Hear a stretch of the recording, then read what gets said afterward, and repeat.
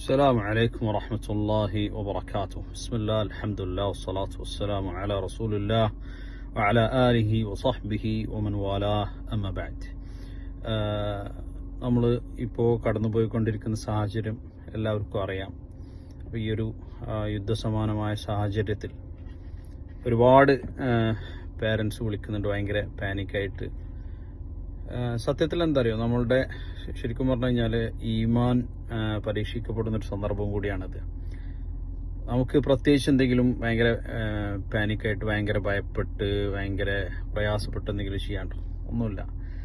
ഒരൊറ്റ ആയത്ത് വിശുദ്ധ ഖുർആനിലെ ഖുൽ ലൻ യുസീബന ഇല്ലാ മാ കതബല്ലാഹു ലനാ, അല്ലാഹു സുബ്ഹാനഹു വ തആല നിശ്ചയിച്ചതല്ലാത്ത ഒന്നും നമ്മെ ബാധിക്കുകയില്ല എന്നൊരൊറ്റ ആയത്ത്. ആ ഒരൊറ്റ ആയത്ത് മതി ഒരു മനുഷ്യന് ഇത്മിഇനാൻ, കാരണം ഈമാൻ കൊണ്ട് ലഭിക്കുന്ന സമാധാനം ഇത്മിഇനാൻ ഉണ്ടാകാൻ.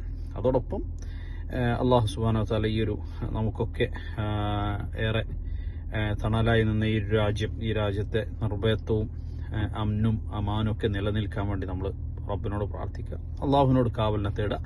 പ്രയാസങ്ങളും ബുദ്ധിമുട്ടുകളൊന്നും ആർക്കും ഉണ്ടാകാതിരിക്കാനും, നിരപരാധികളായ ആളുകളുടെ ജീവൻ നഷ്ടപ്പെടാതിരിക്കാനും ബലിയാടാകാതിരിക്കാനും ഒക്കെ നമ്മൾ അള്ളാഹുവിനോട് ആത്മാർത്ഥമായി ദുആ ചെയ്യുക. അത് നമ്മളുടെ ഈമാനിനെ സൂചിപ്പിക്കുന്ന, നമ്മളുടെ ഒരു സമീപനത്തെ സൂചിപ്പിക്കുന്ന ഒരു കാര്യമാണ്. അതോടൊപ്പം നമ്മൾ എന്ത് ചെയ്യുക, അള്ളാഹുൽ തവക്കുൽ ചെയ്യുക. ഖുൽ ലൻ യുസീബന ഇല്ലാ മാ കതബല്ലാഹു ലനാ, റബ്ബ് സുബ്ഹാനഹു വ തആല നിശ്ചയിച്ചതല്ലാത്തൊന്നും നമുക്ക് സംഭവിക്കുകയില്ല. ഒരു മുഅ്മിനെ സംബന്ധിച്ചിടത്തോളം ഏതൊരു സന്ദർഭത്തിലും, ഏത് സാഹചര്യത്തിലൂടെയും, ഏത് പ്രതിസന്ധി ഘട്ടങ്ങളിലൂടെ കടന്നു പോകുമ്പോഴും അവൻ്റെ മനസ്സിലുണ്ടാകേണ്ടത് അതാണ്.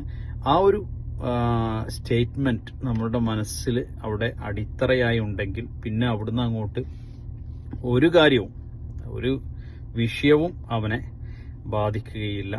അല്ലാഹു യഹ്ഫദ്കും വയുബാരിക് ഫീക്കും വയജ്സാക്കും ഖൈറൽ ജസാ. നസ്അലുല്ലാഹ അൽ ആഫിയ വസ്സലാമ.